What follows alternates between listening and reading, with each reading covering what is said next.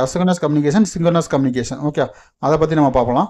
Okay, நான் அடுத்த ஸ்லைடில் வந்து உங்களுக்கு அதை அப்படின்னா எனக்கு வந்து என்ன ஆகணும், இப்போ வந்து நான் ஒரு ஃபோன் கால் பேசுகிறேன் அப்படின்னா நானும் லைனில் இருப்பேன், எனக்கு ஆப்போசிட் பர்சனும் வந்து லைனில் இருப்பாங்க. ஓகே, எக்ஸாம்பிள் நான் சொல்லணும் அப்படின்னா நீங்களும் உங்கள் ஃப்ரெண்டும் பேசிகிட்டு இருக்கீங்க ஃபோன் கால், இப்போ உங்கள் ஃப்ரெண்டும் வந்து லைனில் இருப்பார், நீங்களும் லைனில் இருப்பீங்க. அது வந்து சிங்கனஸ் கம்யூனிகேஷன்.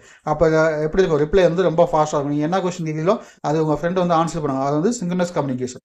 அப்போ ரிப்ளை வந்து ஃபாஸ்ட்டாக இருக்கும். அதான் வந்து USARTன்னு சொல்லுவாங்க, யூனிவர்சல் சிங்கனஸ் அசிங்கனஸ் ரிசீவர் டிரான்ஸ்மிட்டர்னு சொல்லுவாங்க.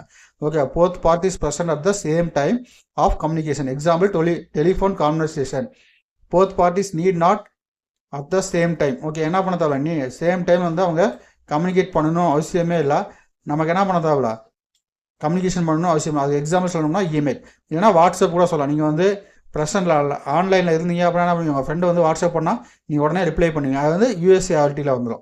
அது நீங்கள் ரிப்ளை பண்ணலாம் அப்படின்னா அது வந்து UART கம்யூனிகேஷனில் வந்துடும். ஓகே, அதான் இங்கே வந்து இன்டிமேட்னுங்க. Okay, synchronous is there clocks before a transmission begins. Okay, நீங்கள் வந்து USART கம்யூனிகேஷன் பண்ணும்போது கிளாக் என்ன ஆகும், ஜாயிண்ட் ஆகும். போத் சைடும் வந்து கரெக்டாக இருக்கும். ஓகே, இப்போ நீங்கள் வந்து கால் பேசுகிறீங்க அப்படின்னா உங்களுக்கு ப்ராடக்ட்டில் இங்கே வந்து என்ன பிரிண்ட் ஆகும், இப்போ ADC வேல்யூ இப்போ சுவிட்சோட ஸ்டேட்டஸ் வந்து 0 பிரிண்ட் ஆகுது. நான் வந்து எகெயின் ப்ரெஸ் பண்ணுறேன், ஒன்றுன்னு அப்டேட் ஆகுது, எல்இடியும் வந்து ஆன் ஆகுது. ஓகே, இப்போ இங்கே வந்து பார்த்தீங்க அப்படின்னா கரெக்டாக நமக்கு அப்டேட் ஆகுது. ஓகே, இப்போ இங்கே வந்து பார்த்தீங்க அப்படின்னா வேல்யூஸும் வந்து நமக்கு 0 வரைக்கும் வருது, அது எந்த இஷ்யூஸும் இல்லை. இப்போ நான் வந்து 14% இன்க்ரீஸ் பண்ணிக்கேன், 20. நான் வந்து 37% இன்க்ரீஸ் பண்ணியிருக்கேன், நமக்கு 13 சேவ் ஆகுது. இப்போ என்ன பண்ணிருக்கேன், நான் ஒரு லிட்டில் பிட் இன்க்ரீஸ்மெண்ட் பண்ணுறேன், அப்போ 59 ஸ்டோர் ஆகுது. ஓகே, நான் வந்து ஃபுல்லாக கொஞ்சம் கொண்டு போகிறேன், 154. இந்த ADC வேல்யூ வந்து பார்த்தீங்க அப்படின்னா சடனாக வந்து நமக்கு வேல்யூஸ் வந்து சேஞ்சஸ் இருக்குது, என்னென்னு செக் பண்ணலாம், வெயிட் பண்ணுங்கள். ADC வேல்யூ வந்து நான் என்ன பண்ணுறேன், செட் பண்ணுறேன் பாருங்கள், 400, 307 அப்படின்னு சம்திங் வந்து பிரிண்ட் ஆகுதா.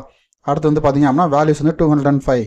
ஃபஸ்ட்டு வந்து பார்த்தீங்க அப்படின்னா இந்த வேரியேஷன் இல்லை, எல்லாமே என்னாச்சு 13, 14, 20 இப்படி தான் வந்துச்சு. ஆனால் இப்போ வந்து பார்த்தீங்க அப்படின்னா 1000 வரைக்கும் உங்களுக்கு வேல்யூஸ் அப்படி. அதே நான் சுவிட்சை ப்ரெஸ் பண்ணால் எல்இடி ஆன் ஆகுது, எகெயின் சுவிட்ச் ப்ரெஸ்லேயே இருக்குது. அப்போ என்ன அது நான் ADC வேல்யூ வேரி பண்ணாலும் எனக்கு அப்டேட் ஆகும்.